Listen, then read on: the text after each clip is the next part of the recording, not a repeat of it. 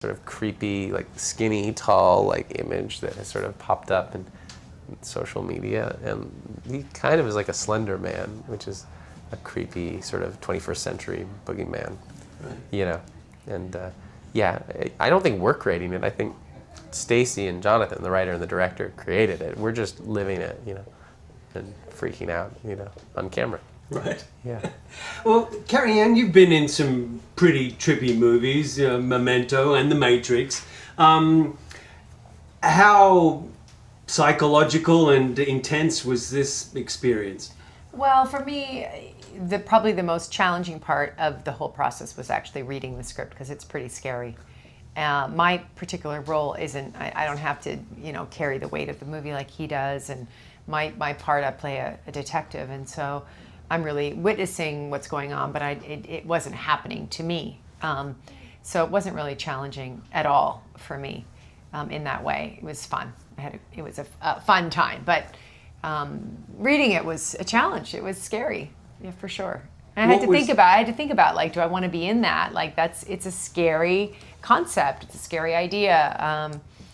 And then I talked to Stacy, who is directing it, and understanding her vision and understanding her, you know, her husband wrote it. And then you know, for me, it's like, do I want to be part of this experience, right? And I'm often drawn to sort of darker stories, which is interesting if you knew me and you knew my life and you know how kind of light I can be. But I like good stories, and I like, you know, scripts that I actually, you know, you can read a script and kind of like nod off, but the script, there's no nodding off. What was scary about it? All of it. Good answer. Seriously. How is this different from, say, demonic possession?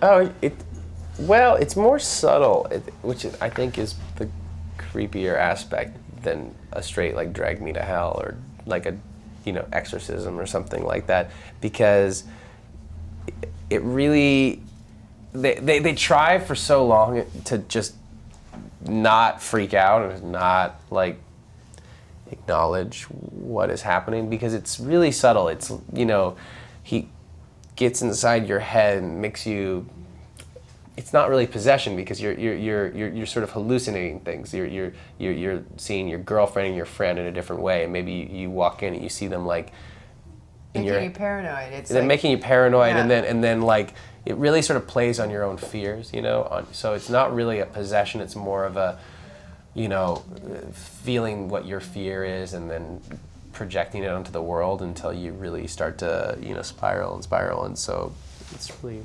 Yeah, I kept thinking in the script, like when I was reading it, like, can he be stronger? Can his mind? Because we, you know, in real life, this happens to all of us, right? Where jealousy can happen, you know, and then it can fester. You start to see things in a skewed by how a thought you have. Yeah. And so this takes that idea that we all live with every day and takes it to this extreme place. Rumble of a garbage truck will like make you think like the roof is going to cave in or something. Yeah, I mean, the mind is powerful. Yeah. It's a powerful tool, and sometimes it, you know, depending on what you feed it in terms of information or expose it to, you can kind of go down a slippery slope. We see it all the time. People are losing their minds left, right, and center. Yeah, that's the other thing. It's just very, very relatable in the scariest sense, because it is not an over-the-top demonic possession exorcism with a priest, like with the holy water, you know. Exorcism is a great film. I mean, it's a classic, obviously, but it's a little bit more subtle, which is, I think, it's sort of unique angle. Right. Is this film about superstition, or is it about something else? Well, superstition, I guess I don't have a real clear idea of superstition. I'm not a very superstitious person, so like Friday the 13th, you know, we were talking about it opens on Friday the 13th, which some people have a superstition with, you know, like you were saying, you don't like to, you know, fly on Friday the 13th if you can't help it. Some buildings take away the 13th floor when you're in them, you know, it goes from like 12 to 14.